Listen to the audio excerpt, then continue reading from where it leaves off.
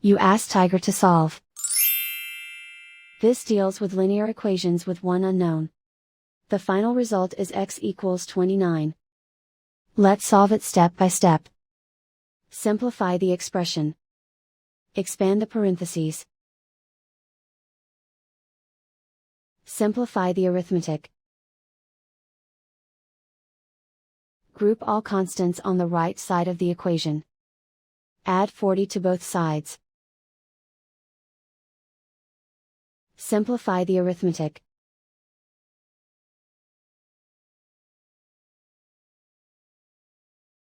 Isolate the x. Divide both sides by 4. Simplify the fraction. Find the greatest common factor of the numerator and denominator. Factor out and cancel the greatest common factor. And so the final result is x equals 29.